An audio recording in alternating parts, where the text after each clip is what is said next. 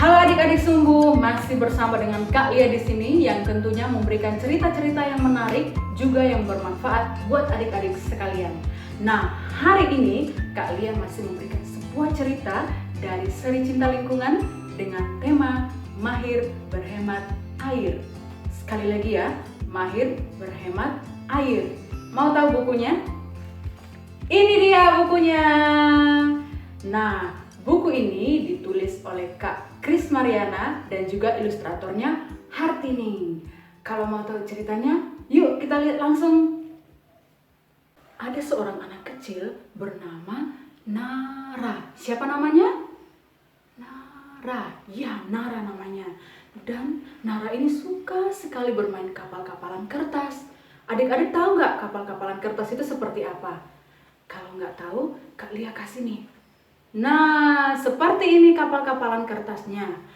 Dan Nara ini sering bermain di dalam ember yang berisi air. Coba lihat deh adik-adik. Kalau misalnya Nara bermain di dalam ember yang berisi air ini, kapalnya nggak bisa bergerak lebih jauh karena embernya sangat kecil dan sempit. Kemudian Nara berjalan menuju halaman depan rumahnya. Kemudian dia mencari. Di sana.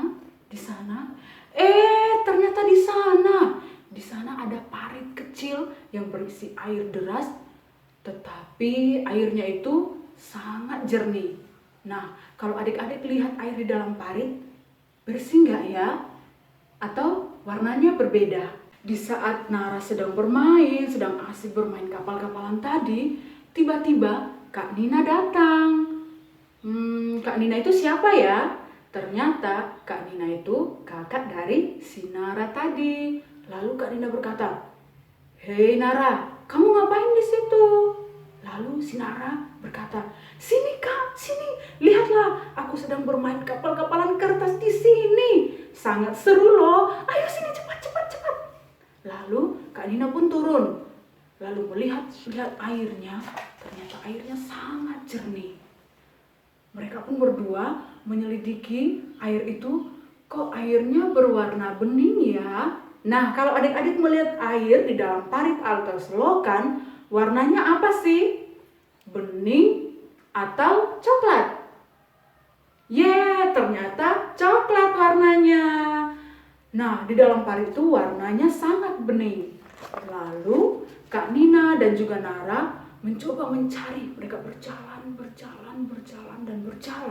untuk mencari dari mana sih sumber air itu yang jernih dan yang deras itu.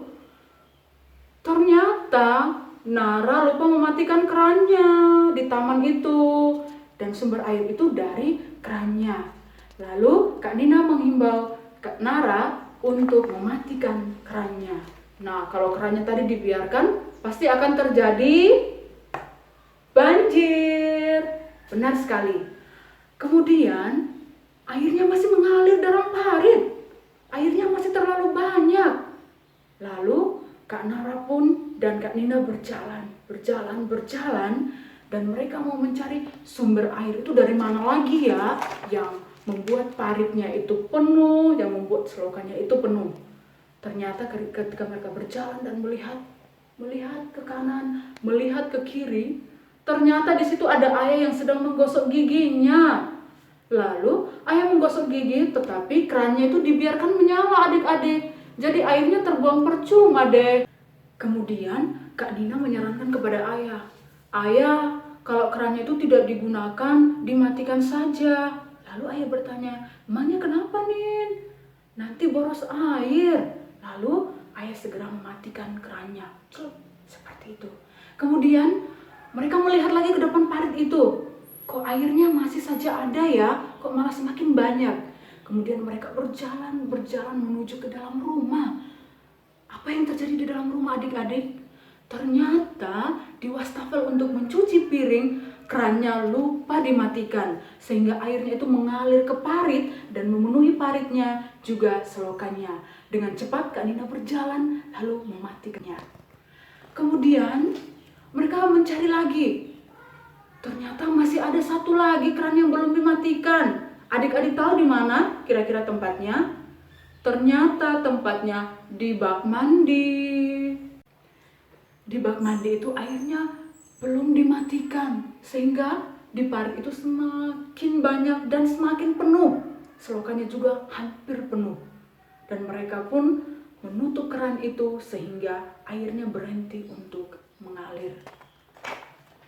Lalu Kak Nina dan juga Nara lari ke depan. Mereka mau melihat apakah airnya itu sudah berkurang atau airnya semakin penuh. Dan sangat kaget sekali. Aduh, airnya semakin penuh, semakin banyak. Apa yang terjadi ini? Kemudian Kak Nina dan Nara semakin penasaran. Mereka penasaran, kira-kira dari mana ya air ini? Lalu mereka mulai berjalan dan mereka menemui sebuah pipa yang bocor. Ternyata sumber air yang sangat banyak itu yang memenuhi selokan itu berasal dari pipa yang bocor.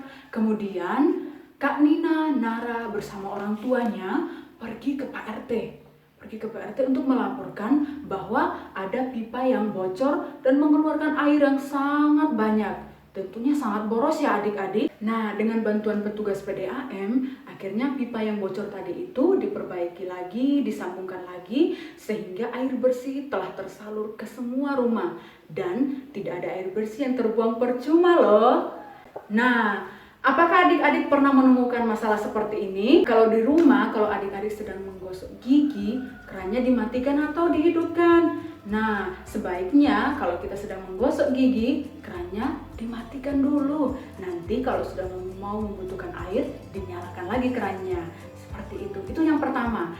Nah, yang kedua, jangan lupa untuk mematikan wastafel dan juga keran di bak mandi setelah kita menggunakannya.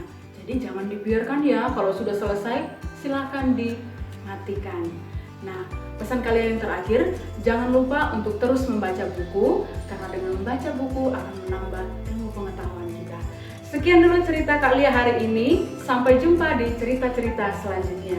Jaga kesehatan semuanya ya, bye-bye!